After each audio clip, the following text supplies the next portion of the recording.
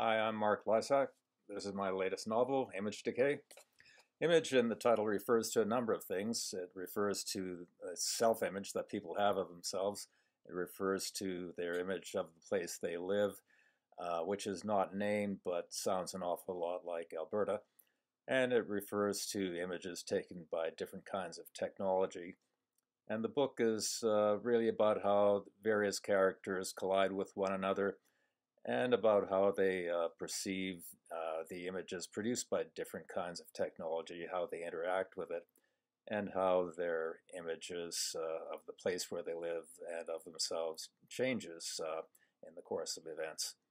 I'm going to read a section which involves a cabinet minister dealing with a sour gas well blowout out in the forest west of the city where he lives.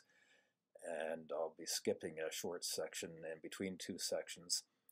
And it involves, in part, his starting to question of whether he is real when he talks to the public or whether he is a kind of a false image presented through television.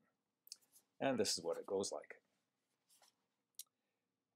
He had been on the job long enough to know that the details mattered little as long as he didn't say anything dumb.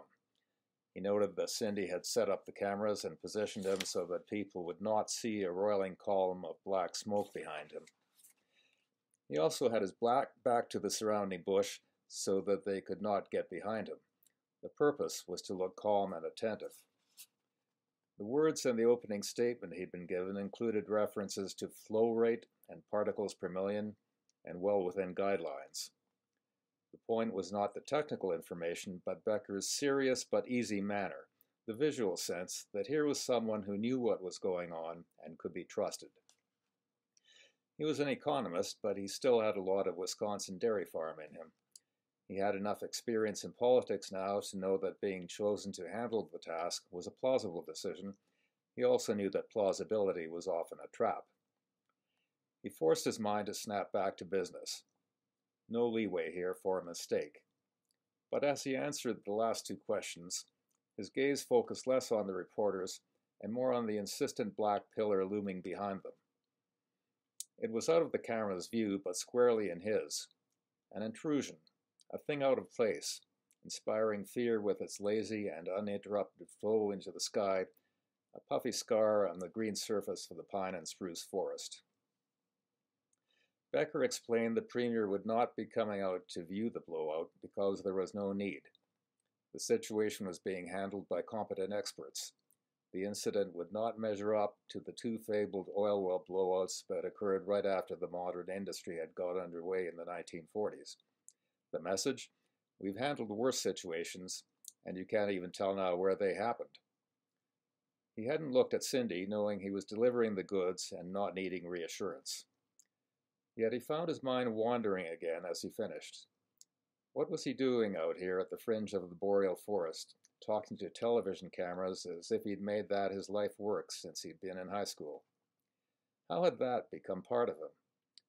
In one way, he was not surprised. He had noticed recently that most people, even those chosen randomly by reporters for average person comments, seemed comfortable with a lens pointed at them and a microphone held in front of them. Not like the early days.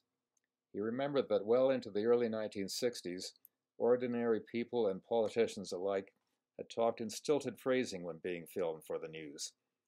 They hesitated over words and spoke more loudly than normal. They acted as if they were talking on a quavering long-distance telephone line. Now he never saw that. When had people changed? How had it happened? Did it mean that television had become another familiar tool, internalized the way that steering a car went from being a conscious task to being a set of almost automatic reflexes? As the camera operators put their equipment away and the truck started back to town, he told the others he wanted to walk up the gravel road toward the fire crew's barricade. He thought he should get as close as possible to the source of the unending smoke. As he walked, he thought more about how the electronic web that people had lived in had changed.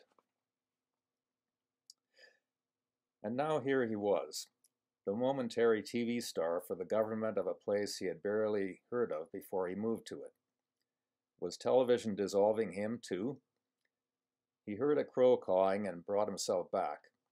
The faint rumble and hiss of the blowout slid back into his awareness. He saw again the spruce and pine and underbrush growing out of the muddy brown dirt, and wondered how he could have been staring at it all without registering what he was seeing.